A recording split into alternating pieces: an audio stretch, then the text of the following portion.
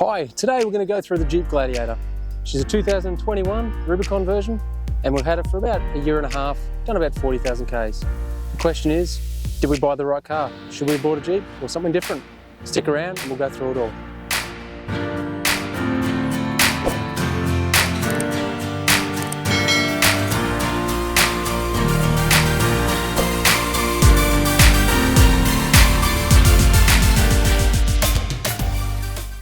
So first of all, we'll give you a bit of a history. This is our fourth Jeep. Our actual first ever car we bought, brand new, was actually a TJ. So TJ Sports with a little two-door soft top. Had a great time, loved the car. Then we got all excited about the Jeep brand and bought a project car, which was actually a CJ6. Sadly, like a lot of project cars, that didn't actually get finished. Great thing is, the people that actually bought it did complete the job, which was fantastic.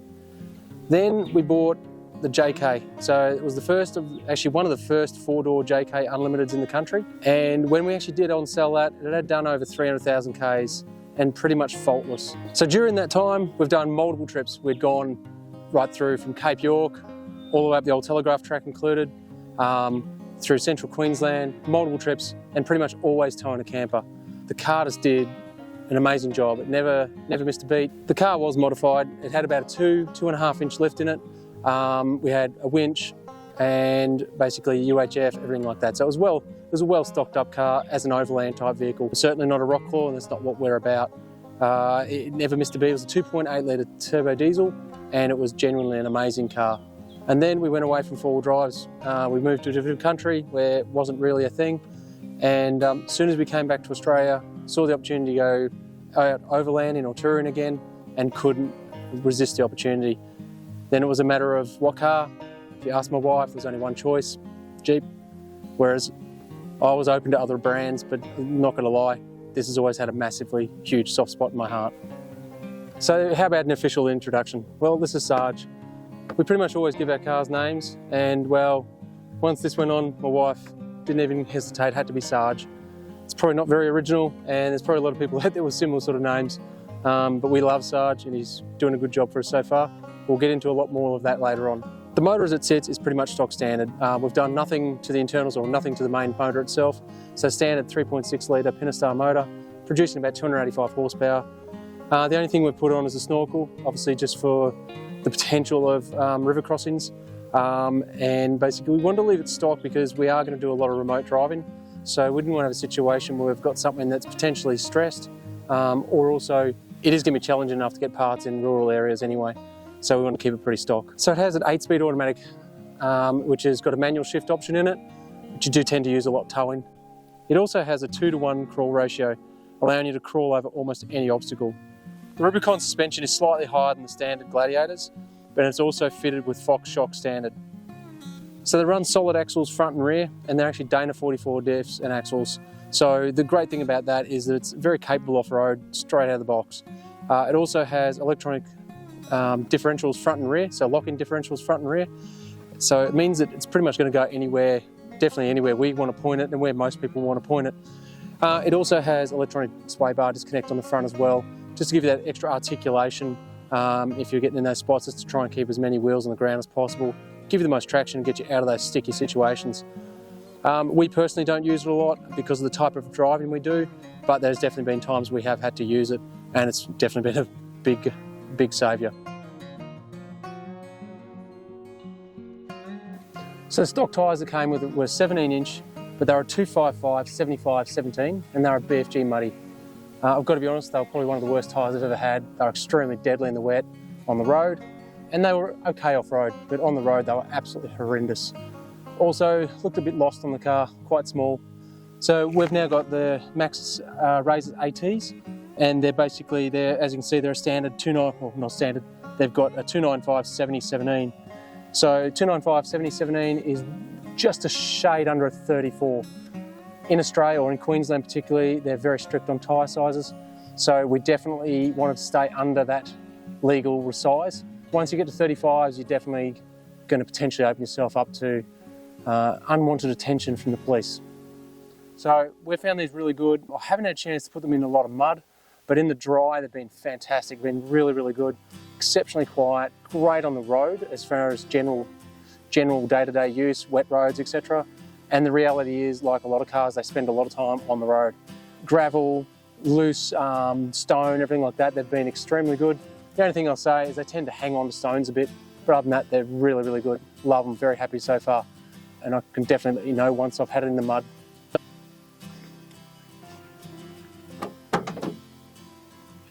So we actually originally got a soft topper for it, which was really, really good. Loved it a lot.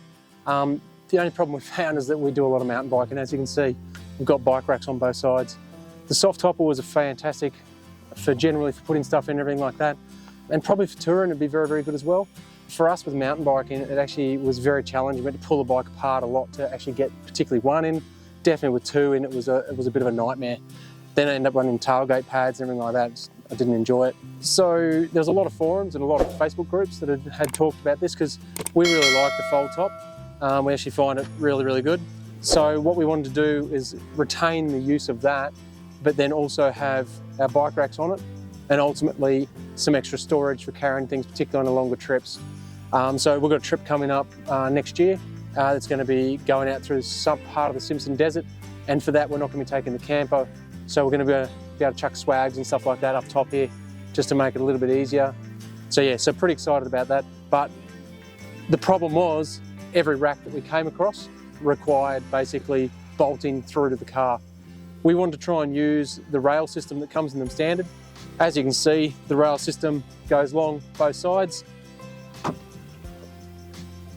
Through these Facebook groups, there was a number of different people that looked at it and they came up with this design. And it's basically, it just goes around, comes under in there, allows you to actually close up the tonneau, and all it does is just bolt straight to the rack system. The only thing I'd say in future, if I did it again, which I may end up doing, is I would actually have this come down more on an angle and then kick back up. It would just allow the actual closing of the tonneau to be a little bit more sealed, and particularly for longer trips in the dust. What we've also done is we've also got our Max tracks mounted up here. I'm not 100% sure that this is going to stay this way. We may end up moving those. They may actually be mounted to the side here eventually. We're going to be running a lot of jerry cans on our longer trips because we don't have the long range tank. Originally I was going to put the jerry cans up the top, but I'm concerned about heat, etc. I find the tray extremely usable. It's a good depth, and I love the soft open of the tailgate as well.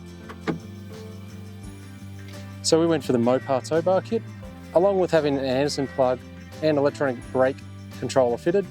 This is obviously all to do with our camper. We will consider putting a DC to DC charger in it, just purely and simply because of this smart alternator doesn't actually charge as well as it should. So on the rear bar, it comes standard with 2 rated tow hooks, just as on the front. Nice and easy hooks, particularly good for soft shackles, obviously not very good for metal shackles. It's just a matter of having the right gear for recovery. The rear camera point is right in the center of the tailgate, which is actually a really good view. Fantastic quality camera. Got to tell you that it just gets filthy dirty. So quite often it's absolutely useless to view, especially if you've been driving in the rain. LED tail lights on the vehicle. They're standard on this. Absolutely incredibly bright and very, very good. LED front lights and also LED running lights as well. So we fitted the Warn. It's the 10S. So it's got the synthetic rope. It's also got the flip up plate. So synthetic rope. Just makes it really easy to look after, a lot easier than metal. The only downside is obviously you have to replace it a lot more often, although I think people do tend to leave their cables on their winches too long.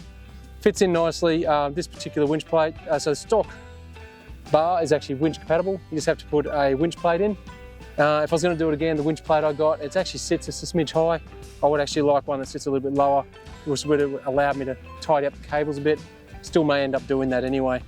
The flip plate is brilliant. I love it a lot, and I also may look at getting a different shackle on the end. But other than that, it's fantastic. Winches to me are, I hope, the biggest waste of money we ever spend. This is obviously cabled, but it's also can be remote as well. You don't have to have the cable connected. I've always said that it's one of those things that you want to have but not use. Especially for the sort of touring we do it mostly on our own. So it's really, really important to be able to self-recover as much as possible. So yeah, once again, hope I never use it. We have used it actually already. but it's so far, touch wood, it's always been to recover other people, or ironically, pull a couple of trees out.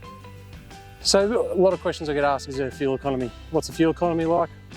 No, it's a Jeep. So I work quite close to home, so there's not a lot of highway, it's all suburban type driving, and quite a bit of stop-start with traffic lights, etc. I average around town sort of around that 13 to 15 litres per 100, and then on highway it's definitely much better. It's sort of around that 11 to maybe 11 to 13, probably 11 to 12 as an average. Towing, different story. It'll easily, pretty consistently 17 to 18s, even sometimes 19s, road style towing. Definitely when you get onto off-road, it definitely goes up even a bit more from there, probably around that mid-20s. So yes, not great on fuel, definitely not the most intelligent when it comes to buying for fuel economy, that's for sure. So the warranty is 5 years or 100,000 Ks. I've got to be honest, I would like more kilometres. A lot of manufacturers are doing a lot higher kilometres than that now. 5 years is awesome, but we'll smash 100,000 Ks in under 3 years probably. So it would be nice to have that a little bit longer. And they've also got a 3-year cap price warranty, cap price servicing at $3.99 a service. There is a catch though. It's basically the equivalent of 100,000 Ks. So if you're 3 years and you've done 150,000, 50,000, you're paying normal servicing, not cap price servicing. So just be careful of that. It's a little bit dubious in the way they word that. Let's talk pros and cons, and then I'll give you a conclusion. Pros, love the look. We love the military type style look that they've always had, and the fact that there's so much, so much that goes back to the original. The Gladiator itself obviously looks even different again with the rear end.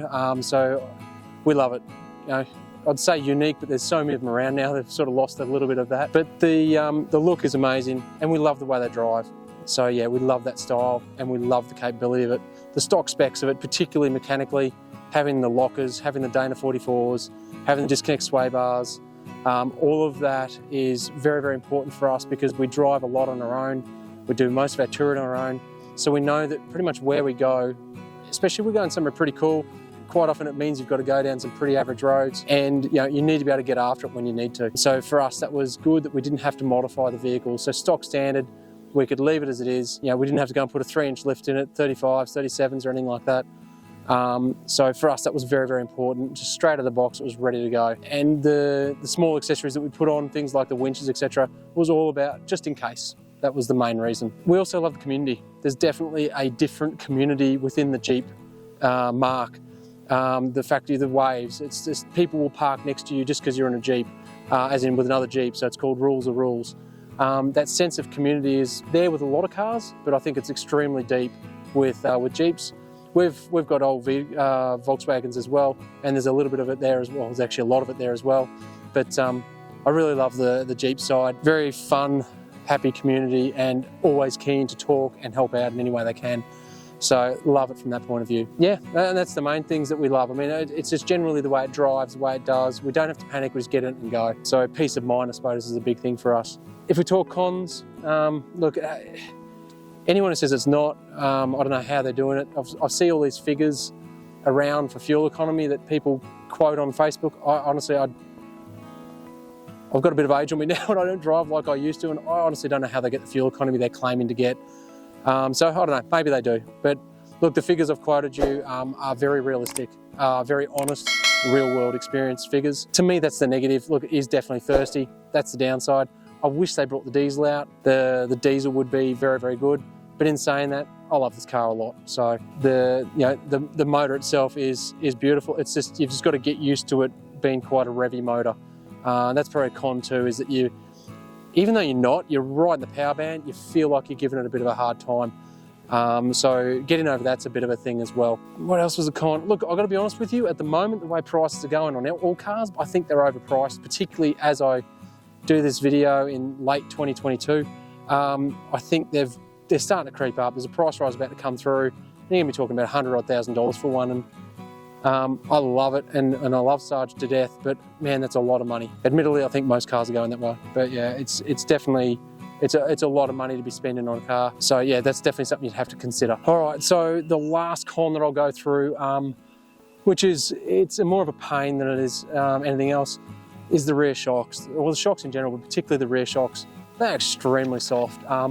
This thing gets a tail bump, like a bum slap happening a lot, especially put any weight in the rear or your toe. Good thing is they are shocks. They're not, you know, they're not expensive to replace, but definitely I would recommend, if you're going to do it, replace the rear shocks. I'll be doing that. That's something we want to do before our big trip. It is genuinely, I think they're terrible. I think they're very undershock. We may even put airbags in the back as well. We don't carry a lot of weight. That's the thing that I find interesting, but it's definitely, yeah, they're very, very soft. So it's quite frustrating. So that's definitely a big negative to me. So have we made a mistake buying a Jeep Gladiator? Well, no. I think Sarge is amazing. I can't imagine having a different car, and I don't want a different car. I've always been a person that likes to swap my cars around a lot, and I've got to be honest with you, Sarge is not going anywhere. So if you're wondering whether to go and buy a Jeep Gladiator, my suggestion is go and drive one. Even better if you can drive one off-road, not always that easy, but definitely put it on your shopping list and consider buying one. For us, Sarge is brilliant, and we're looking forward to some amazing adventures that we've got planned. Look, over the next little period, we've got quite a few trips coming up. They don't come as often, purely and simply because we work full time, so it does make it challenging.